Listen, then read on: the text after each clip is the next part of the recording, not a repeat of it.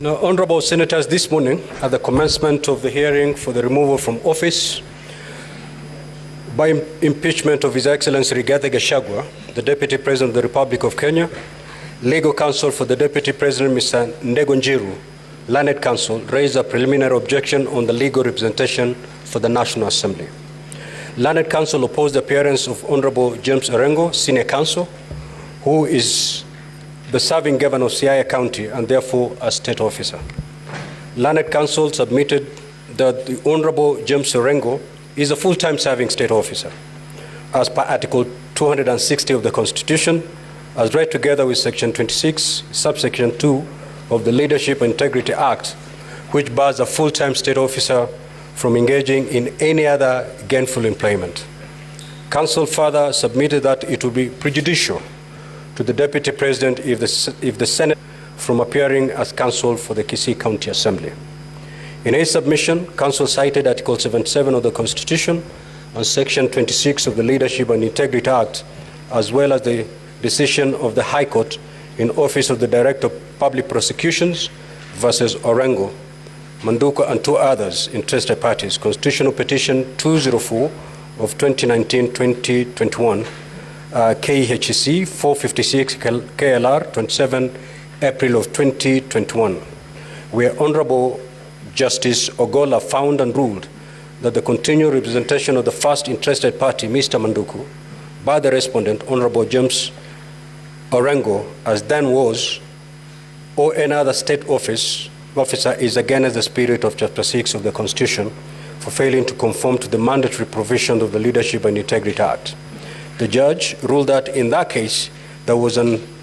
inescapable conclusion of conflict of interest in Senator Orengo representing the petitioner, highlighted by the fact that the interested party, Mr. Manduku, the managing director of KPA, may at one time be summoned to appear before a committee of the Senate to answer to some of the matters that the petitioner was being investigated on. In response, Mr. Eric Gumbo, Learned Counsel for the National Assembly, submitted that Article 77 of the Constitution is the primary law that restricts activities of state officers, and it specifically prohibits a state officer from engaging in any other gainful employment. Counsel further relied on Section 26 of the Leadership and Integrity Act, which he submitted has defined gainful employment, and in this matter no evidence had been laid that the Honorable James Orengo was participating in gainful employment. Counsel referred the Senate to the decision of the High Court in Busia Election Petition number 3 of 2013, where the court interpreted Article 77 of the Constitution and Section 26 of the Leadership and Integrity Act 2012. Counsel also cited the decision of the court in the Mwilu case, which defined conflict as where one is confronted by two different interests, where one is competing with the other. Learned Counsel for the National Assembly submitted further that no prejudice has been demonstrated that would arise or be occasioned to the Deputy President by the participation of Honorable James Orengo in these proceedings. Learned Counsel for the National Assembly sought to distinguish the decision by Honorable Justice Ogola in the Office of the Director of Public Prosecution versus Orengo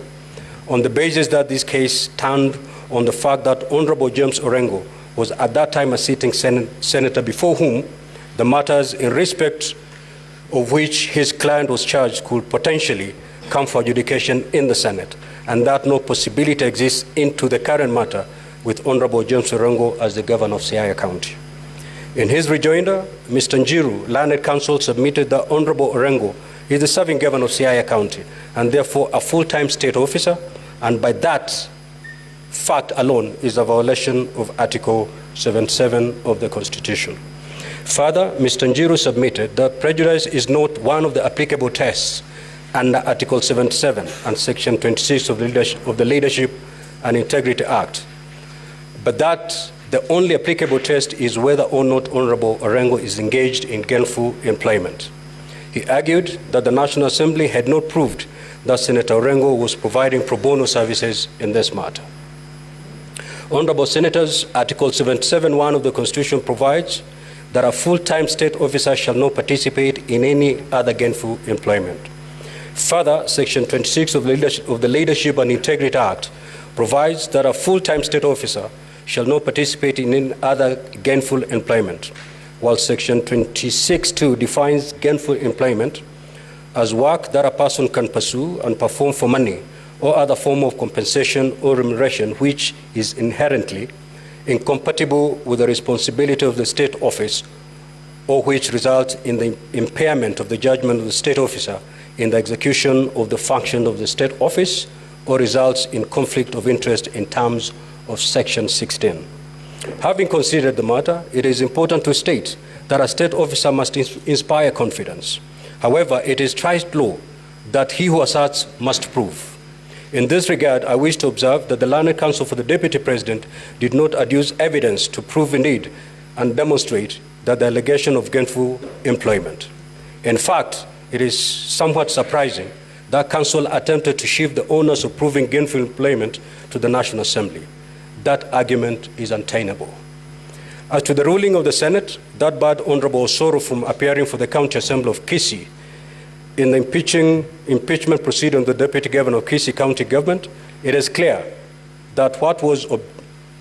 objectionable was that Honorable Osoro was not only a member of Parliament for a constituency in the same county whose Deputy Governor's impeachment was an issue, but also a high-ranking member of the leadership of the National Assembly, and by extension of the same Parliament before which the impeachment was being undertaken. It was ruled that in these circumstances, it was clear that in the minds of the public, the fine distinctions of the bicameral Parliament would be lost, and their confidence in the impeachment process would entirely be undermined. In the same breath, as rightfully contended by counsel for the Deputy President, it is true that in both Article 77 of the Constitution and Section 26 of the Leadership and Integrity Act, no test of prejudice is expressly provided for. It therefore follows that both the contention of the counsel for the Deputy President that his side will be prejudiced by the appearance of Senior Counsel James Orengo and the rebuttal by the National Assembly that no prejudice will be occasions are moot.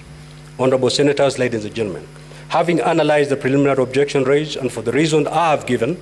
the preliminary objection raised on the appearance for the National Assembly by Senior Counsel James Orengo is hereby dismissed.